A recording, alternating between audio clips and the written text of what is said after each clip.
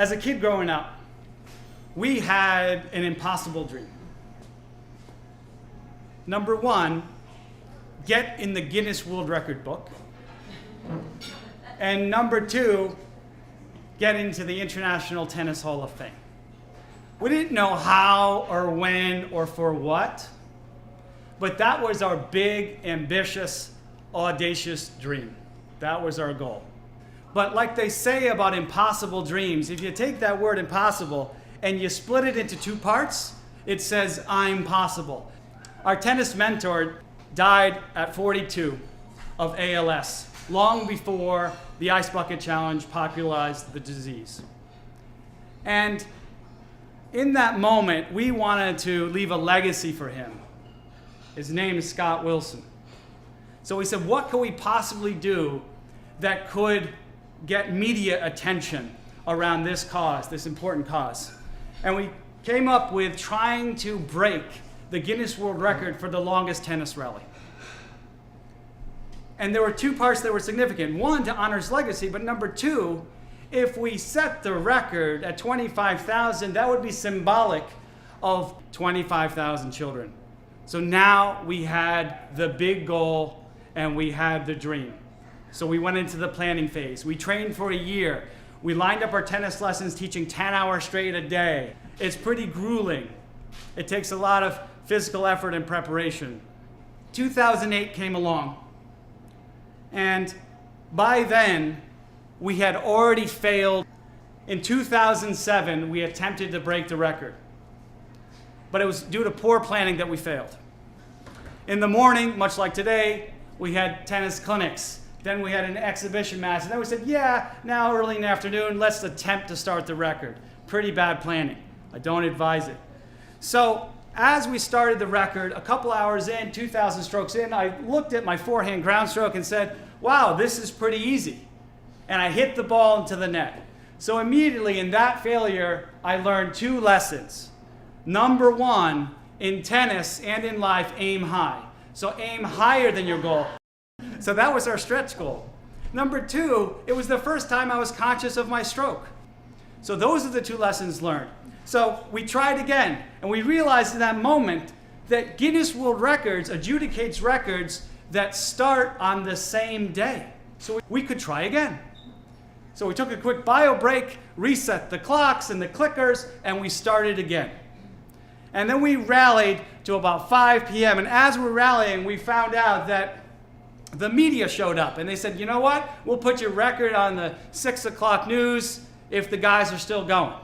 So we said, what a great way to talk about Save the Children, having news media there. So we rallied all the way to the 6 p.m. news. Then they said, if you guys are still going at it by 11 o'clock evening news, we'll come back. So we kept going. We passed the 11 p.m. milestone. What's next? 5 a.m. Sunday morning news. So we kept going, persevered. And then at 5:09 a.m. on Sunday morning, after 19,490 consecutive strokes, my brother fell asleep while standing up. And then he was startled by the bounce. So then he hit the ball in the top of the net. And for you tennis players out there, you know about the net cord. Sometimes it falls your way, sometimes it doesn't. And in this particular moment at 5:09 a.m., it fell back to his side, bouncing twice. The record attempt was over. We were exhausted and emotionally devastated. We failed twice in the same day. But my brother, being the eternal optimist, he said, wait a minute. He calls me the next morning. I got good news and bad news. He goes, the bad news, we didn't set the Guinness World Record. I go, I know, tell me something I don't know. He said, the good news is we set a new US record. Wow, that's pretty cool. So he contacted the Hall of Fame in Newport, Rhode Island, and he said, I'd like to donate this tennis ball to your exhibit. And politely, they declined, saying, we must remind you that this is the International Tennis Hall of Fame, not the National Tennis Hall of Fame. So now we have a new goal. Get into the International Tennis Hall of Fame. So we trained for an entire year. We looked at the videotape, and it was really monotonous.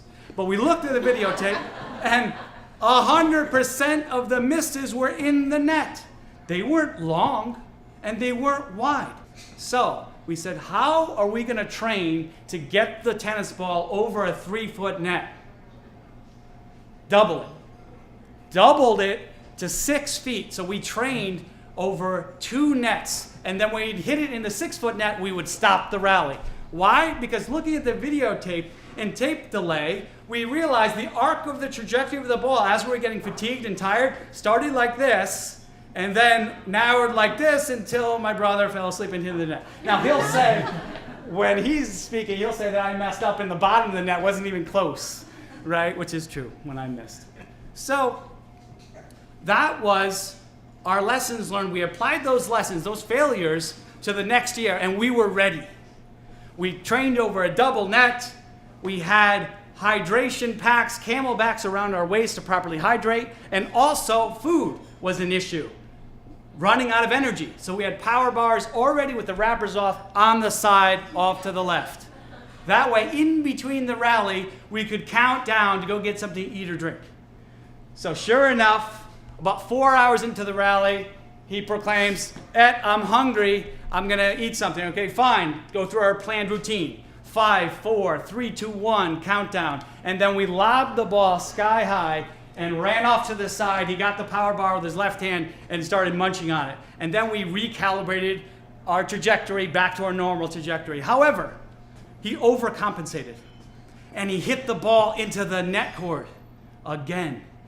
But this time, as luck would have it, it fell over to my side. So I sprinted from the baseline all the way to the front of the net, got it before it bounced twice, hustled back to the baseline, and proclaimed, "There shall be no more eating." And there wasn't. So then, 8 hours into the rally, the camelback around my hips started to get loose as it was losing fluid. And then it slipped first to my hips, and I was partially immobilized. Then it was down to my knees. I couldn't do anything about it, and I couldn't move. So I said, "You got to hit the ball right to me or we're going to fail." So he kept rallying right to me. Finally, it went down to my ankles. I was completely immobilized, and in the beginning, the straw on my shirt was duct taped. So that was what was holding it up and practically tripping me. So one of the astute volunteers pointed out, "Bite the straw, rip off the duct tape." And I did that, threw it off to the side, and we continued. And I proclaimed, "No more drinking." And we didn't. Then, 12:01 a.m. Sunday morning, after 14 hours and 31 minutes, 25,944 consecutive strokes, we concluded our rally intentionally so that none of us could say we missed. And we did it for those 25,000 children who don't survive every day. So we set the Guinness World Record for the longest tennis rally. So fast forward about 5 years. I get a call from my brother. He says, "I've got good news and bad news." I said, "What's up?" He said, "The good news is we've held the Guinness World Record for 5 years." I said, "Tell me something I don't know." He says, "The record has been broken." I'm like, "What? That's impossible." And how we found out about it? On our birthday in January, one of our friends on our Facebook wall said, "Happy birthday, Rossetti Brothers, Guinness World Record holders." And somebody from Germany wrote a one-word response: "Former." Them are fighting words. So that night, my daughter approached me and said, "Hey, Dad, can you promise me that you will get in the Guinness World Record book again someday?" I was like, "Jasmine, I can promise I can do my best, but I can't guarantee that I can be in it." That was our new motivation. So we trained for another year. And this time we had to average 3 shots every 2 seconds in order to break the record. And we got a $1 million prize. If we broke the record more strokes and less times than the Germans, we'd win $1 million for Save the Children. That was our new extrinsic motivation. So we trained for the whole year using a volley technique. And after 3 hours, the wrist would simply break down. So then we practiced a 2-handed volley technique to rest the right wrist. We attempted the feat on August 8th, 2015, Roger Federer's birthday, for extra good luck and good karma. And we attempted the rally, and as we continued, the rally was getting closer and closer and closer to the net as we'd lose energy in our hands. And finally, I made the decision, trying not to hit the net, to let it bounce and hit a half volley, but with the same grip and doing the same motion. For 5.5 hours, I hit it right into the bottom of the net. The attempt was a failure. After nearly 5.5 hours of volleying the ball out of the air, we had failed. We did not win $1 million for Save the Children. I did not keep my promise to my daughter. So I was devastated for weeks and months, and then I get a call from my brother. And he says, I've got good news and bad news. He said, the bad news is we didn't break the record. We got the official word back from Guinness World Records because you have to videotape the whole thing, send in the evidence for the affidavits. But in reviewing the videotape evidence, they noticed something.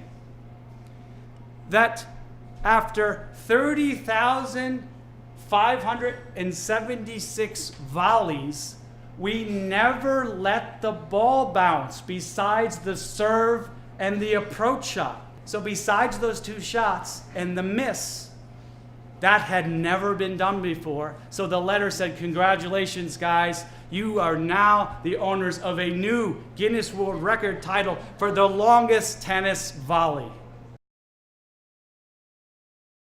That's the story of how life and work and your passion and your hobby can really make a difference and inspire people and generate awareness for the important cause of saving children. So in conclusion, 3 lessons that we'll learn. Number 1, have impossible dreams and believe in them. Number 2, aim high with your goals.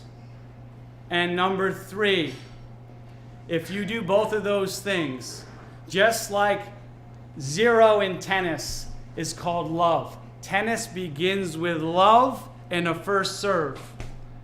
In life and in tennis, love what you do and always serve others first. Thank you very much.